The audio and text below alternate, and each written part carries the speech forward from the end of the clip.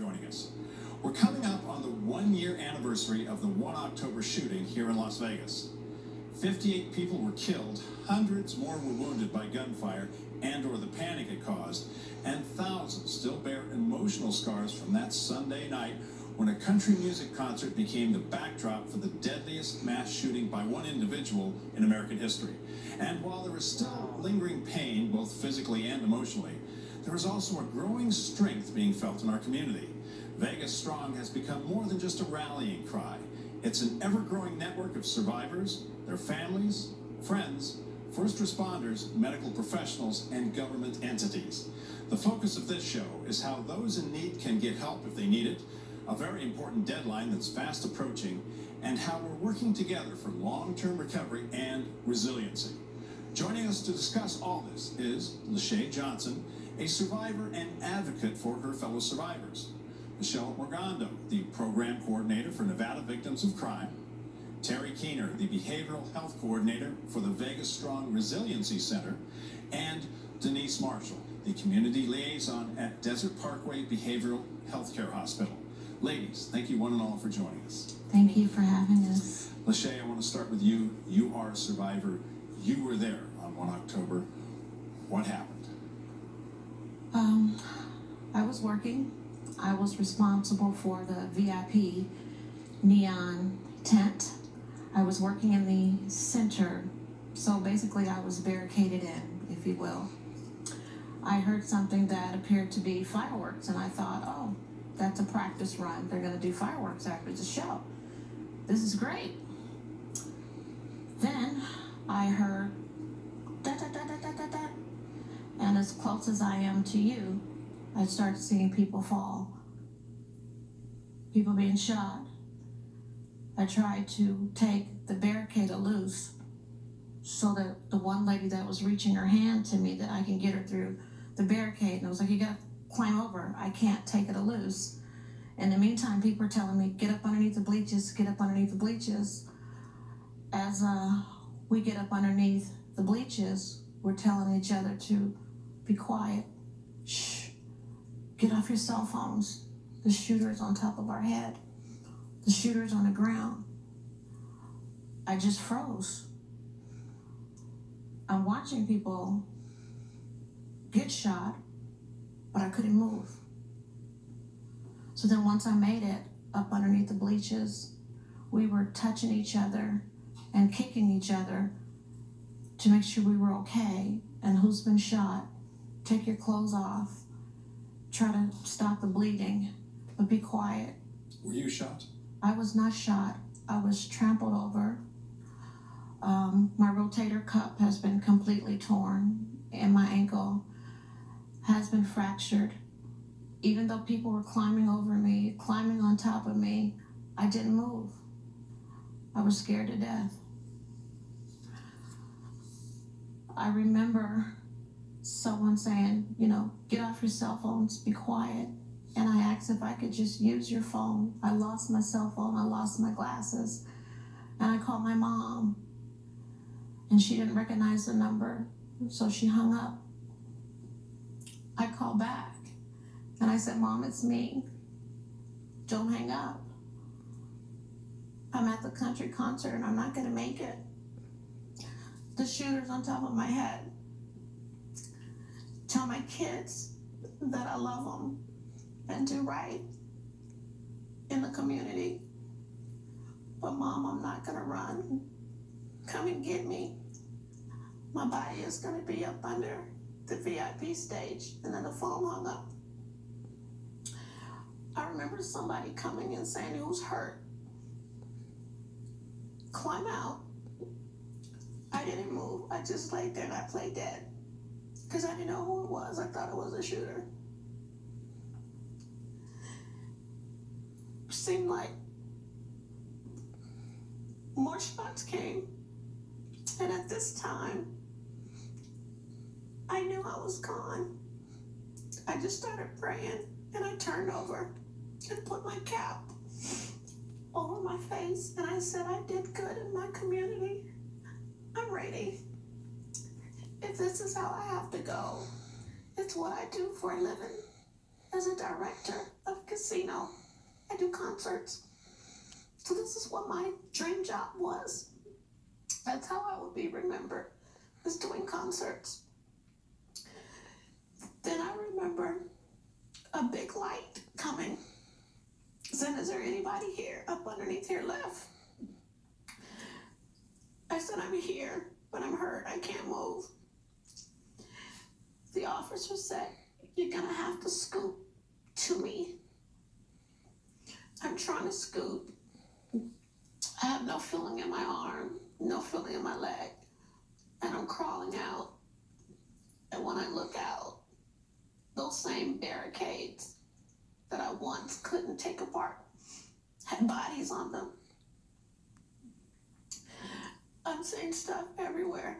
He said, ma'am, you have to run. I said, sir, I'm not gonna make it across that field. And I'm holding on to the rail. He's telling me to let go. I said, where am I running to? There was no direction. He said, just run. I said, run where? Just run that way. That way where? I have shorts on, I have tennis shoes on. You've got all this military stuff. Run where?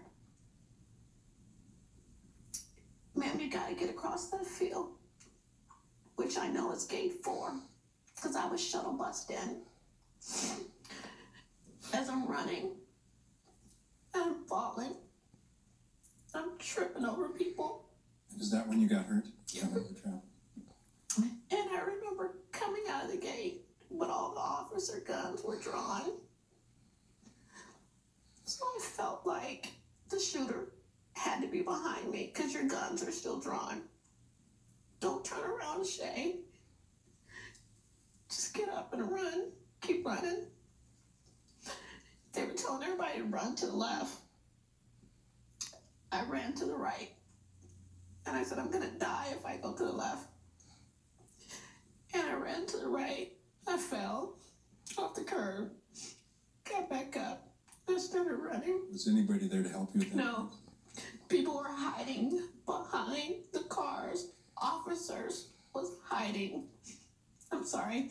Officers was hiding behind the cars with guns drawn. So I knew we're still not safe, because your guns are drawn and you're hiding. Help had arrived, and you made it, Yes. thankfully. And you're obviously remember that night. You're still suffering physically, aren't you? Yes. I'm having surgery tomorrow. My complete rotator cuff. And then you also have talked to people at, for instance, the Vegas Strong Resiliency Center, which Terry's here from. The whole reason for that was 1 October, Terry. Yes. Explain the Resiliency Center to us, your mission, your services, and how people can get help. The Resiliency Center is a free and confidential referral and resource hub for anyone who was impacted by that night in any way. How many victims has the center seen just in the year? Well, as far as people who have registered with the VSRC, there have been over 7,000 people who have contacted the center and registered and let us know that they were a part of that or somehow impacted. And when they come to you, what are the services that they're requesting the most? The services that are requested the most, I think, are legal services, of course, applying for victims of crime benefits and counseling and supportive services. Denise, what's the workload been like at your center since 1 October? Well, we offer the longest free support group for the victims and their families. And we have had really amazing results with those programs, or with that program. We also are now growing, and we're one of the only behavioral health care hospitals that actually have an exclusive first responder unit. And so we're working directly with the fire chief for the city of Henderson, with Clark County, to let their men and women know that and Metro, and even the dispatchers, a lot of people don't realize the DOT were involved. So many first responders were involved, to let them know that we're offering help, to help with PTSD, and the treatments are proven. And we also have good aftercare programs in our outpatient services, because it's not just about it's going through the very specialized intake process, but it's also the aftercare and reminding them how to get through the triggers and how to cope with the PTSD. And Michelle, you're with the Victims of Crime program, which is very, very important. Explain that program to us too, for people who might not know.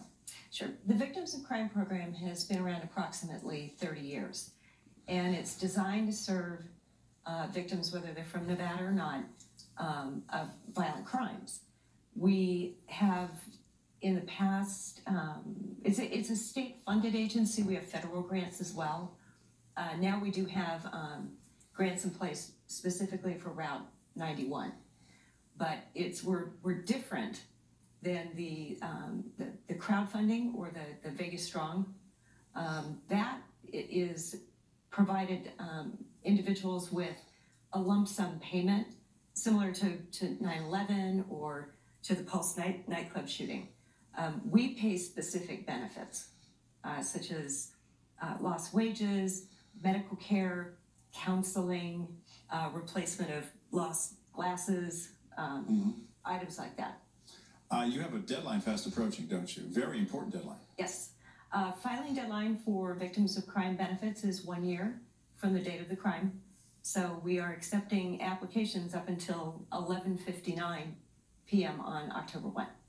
Okay, so let's go through the application process because a lot of people are curious. Who can fill out the application? Does it have to be the victim or the survivor? No, anybody can help them fill it out. And in fact, quite a few were filled out by relatives or by our compensation officers have helped fill them out. Obviously, the one online is just, check the box, fill in the information. What kind of information do they need to come prepared with?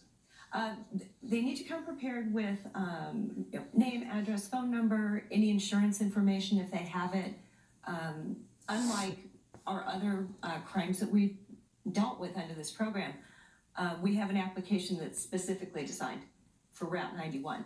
So they don't need a police report, they don't need a description of the incident, it's already pre-filled out for them. Is there help either in person or online for someone who may not quite understand the application? Yes, over at the Resiliency Center, we have had one of our compensation officers on site since they opened. Anybody's welcome to come into our office to call, but the Resiliency Center has been probably our biggest asset in assisting people who may either be too traumatized to fill it out or don't quite understand the application. Do you need health insurance? Do the people need health insurance to apply? No, not at all. And how do they, is there a scoring process, an assessment that they have to go through? In other words, can they be turned down? Individuals have been, but each compensation officer is in charge of a certain amount of files. And they review each file for eligibility. And as of noon today, we have 5,118 applications. And this is a tough question, but do you think enough people have filed, or do you have any way of knowing? I think that's probably the difficult part because the victims were from all over the country, from Canada, from Mexico. In the past couple weeks, the Resiliency Center, Clark County, and our office have undertaken a fairly substantial media campaign to try and get the word out. And do you anticipate a lot of people coming in at the last second? I believe that we will have quite a few. We've already seen a great increase in phone calls to the Resiliency Center and emails to our office. And you're prepared? Yes, we are. Okay, that's great. Shey, you're advocate. You're a survivor. You're advocating for survivors. You're advocating for victims. You know everyone here. Okay. Quickly, tell us the path you went through to get the emotional help you were seeking. At the beginning, and no disrespect to anyone at the table here, I went over to the Resilience Center. When I first went, I felt humiliated. When I first went, I did not feel as though, as a survivor, you were there for me, meaning not compassionate. I told my story 7 times, and one day. Is this at the Resiliency Center? Okay. Yes. Okay. I was there over 7 hours, and I walked out with nothing. What do you think of the Resiliency Center now? I love the Resilience Center now, and I don't know if there's a whole new staff in there, but now legal aid was there. Robert Gibson helped me stay into my home. They took charge from a TENS unit that I need, a high blood pressure machine that I need. I'm having surgery tomorrow. Rebecca, and there was a Eugene. That was absolutely awesome. And they said to me, we're just calling to see how you are doing. And I said, you deserve your position because you care. And I know, Terry, you want to feel respond to it. this too. I feel it in my heart. You care. Yeah, our call center staff, I mean, Eugene is great, and he, I go to him with questions all the time and ask him about people who are asking me if they're potentially eligible, and we figure out how to make that work. And our call center staff, they are calling people back on a regular basis for check-ins. I should ask you too, Terry, are there any applications where the deadlines are coming up soon, or can they go in basically anytime after October 1? The Resiliency Center will continue to be there after 1 October and will continue to offer services. There's no deadline for registering with the center or contacting us to find out what's available to help them. What kind of services will be most important after the anniversary? And I kind of want to ask everybody that, So because that's a that's good question. that could be a trigger. Because, well, here's the thing, so that's really valid. So a part of Shey's progress and moving forward and getting through her PTSD has been, we are actually very excited. We're partnering with TRI, which is Trauma Recovery Yoga, with Darwin and Joyce Bozen. And they're having really great results using this new form of yoga that helps with our 911 dispatch, which is helping with the coroner's office.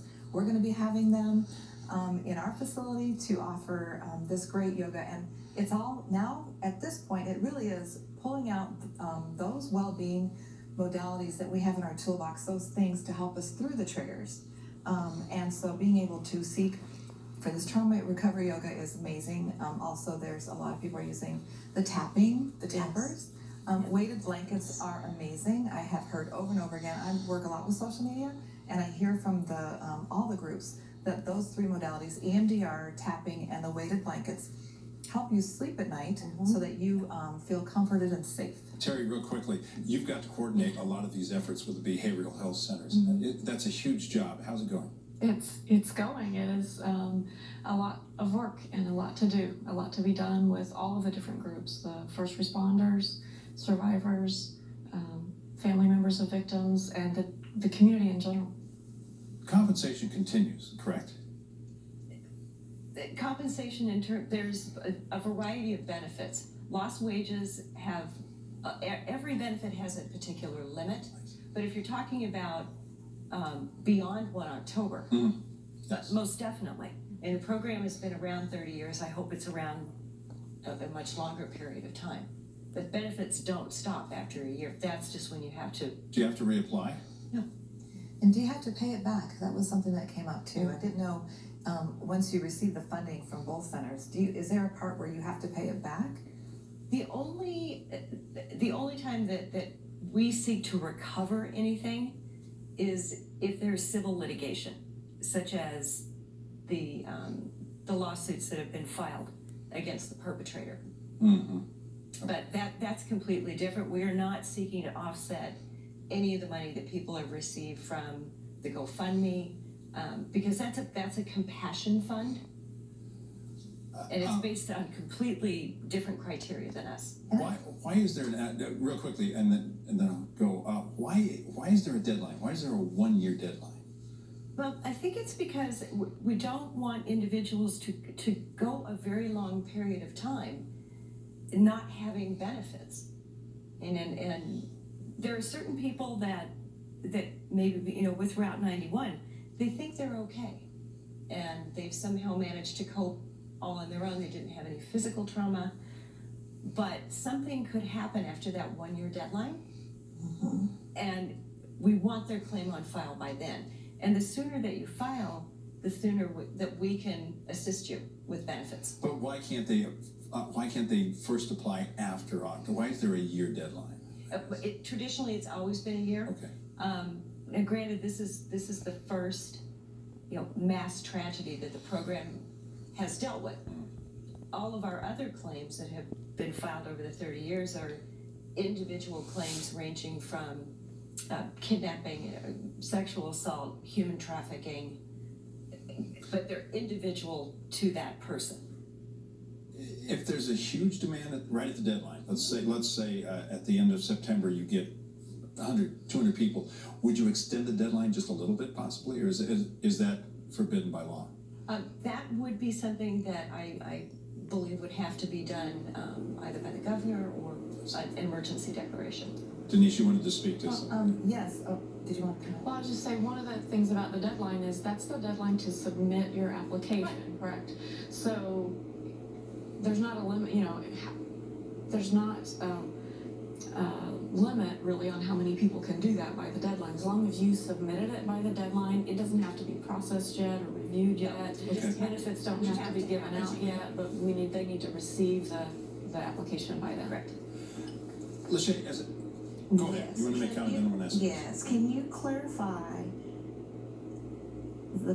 if you're there, you're in the grounds, I'm a victim, so now I can apply.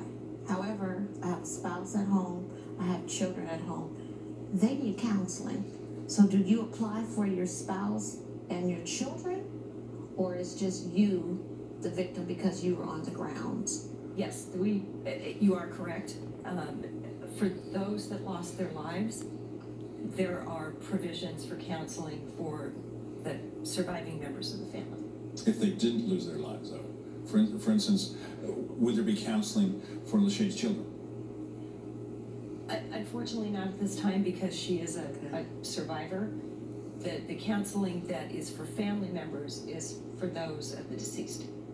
And that's where my question was. That's the problem. Right. If there is the funding and it's available, and we know that PTSD, it is rampant. So with the funds, are people able to go into, let's say, Desert Parkway and get some help with their outpatient services, and will the funding help cover those costs? I believe if they have insurance, their insurance covers it first, but if there's like a leftover balance, or let's say they don't have insurance, because this is my concern. For the victims, correct? Yes, ma'am, Yeah. because I want to make sure that the community knows that there is help out there. If you're at home and you're watching this and you're like, I'm really suffering, I really am having a hard time, so I can't sleep at night, those flashbacks are coming up, that people can get help still, and there is funding that can support their treatment. So that's my biggest thing, is trying to be an advocate for that, because people don't know that. I went to the 6-month candle vigil, and so many people that I walked alongside with did not even know that there was funding to help. There's like, we can get help, and I'm like, yes, you need to call and get help. And so for me, that's what I really want to promote, is please, even if it's after this deadline, first of all, please make sure you're all signed up by October 1st. But if you need emotional or behavioral, if you're having suicidal thoughts, flashbacks, if you can't sleep at night, if you're overwhelmed, if you're withdrawn, if you have a look on, if you just cannot cope, would you please get help? Yes. We have some ongoing exhibits and some events that have been in place for a while now. We're also coming up on the anniversary, and there will be a lot of ceremonies for that. And Shey, I'm going to go to you first because you're shaking your head. Is it a possibility that could trigger some responses in people that have not been triggered before? Yes. Yes. I think that's expected. Just 3 weeks ago, I fell out of my bed, and I was still running through gate, trying to get to gate number 4. Desert Behavior has been free and been offering me free counseling since January, but I also see bridge counseling. Then I also have a psychiatrist. So you have to get the help. There's no reason to be ashamed. It's okay to say, I need help. And that's when we go straight to Terry, correct? And I'm not well. Straight to 3 Vegas. therapists. Well, and PTSD isn't about a weakness in a person. It's about something that happened to a person or something that a person witnessed or heard about. I mean, the exposure to this incident is not even just local, but it is constant. It is, we live in the place where it happened. PTSD does not go away, but it's about learning how to cope with it to break through those triggers. Yes. Shey, I've got 30 seconds, and you get the last word. They will pay for it. The tappers, the bio tappers, VOC will pay for it. The best sleep I've had is when Try came to my home, because a part of your healing is you have to find that safe place. And I have not been safe in my home for 10 months. And now that I'm doing Try Yoga with Joyous, I'm able to sleep finally in my bedroom. Good for you. One last question, then we do have to go. How will you observe October 1st?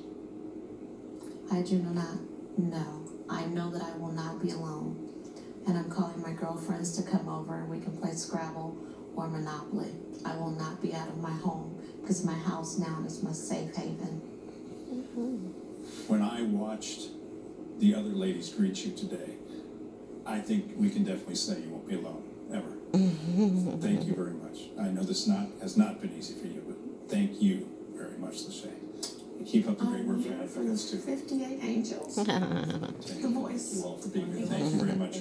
We would like to thank our guests. They've been wonderful. Shey Johnson, of course, 1 October survivor and survivor advocate.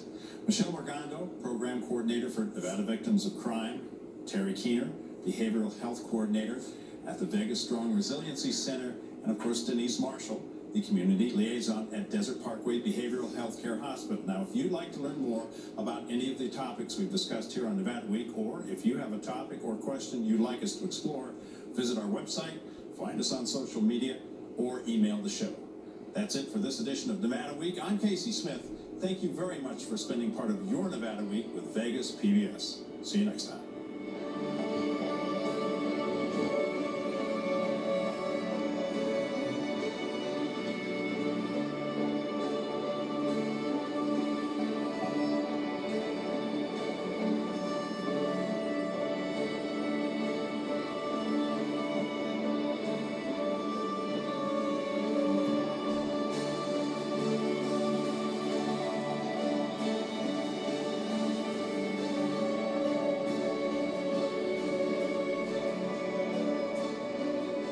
Support for Vegas PBS comes from Valley Electric Association, providing power to Nevada for more than 52 years and delivering high-speed communication to its rural communities. Information at www.vea.coop.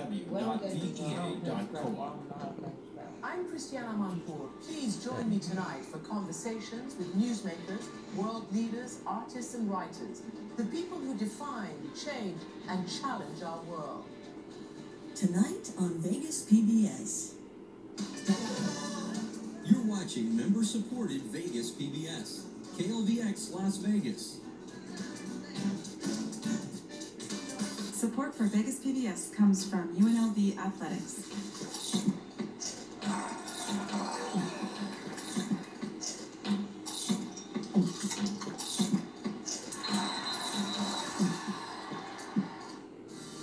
Support for Vegas PBS is provided by the Las Vegas Clark County Library District.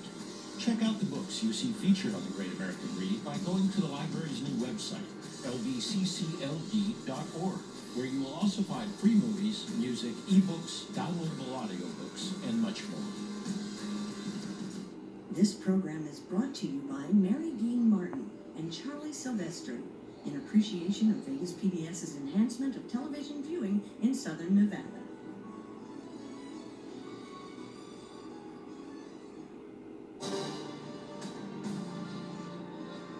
A hero is who we all wish we were if we didn't have our own personal limitations.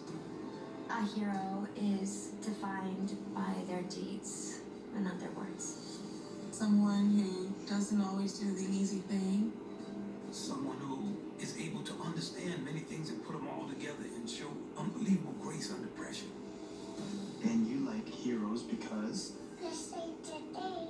They saved the day, yes.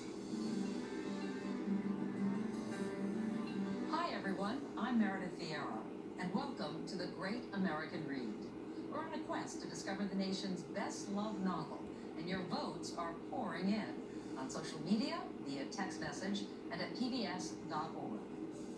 Honestly, this book changed my life. I love it just because it was one of the first books that I read that made me want to be a writer. Just a really inspiring book. Out of the 100 books in the competition, we've discovered that many of your favorites center around inspiring heroes. Christopher is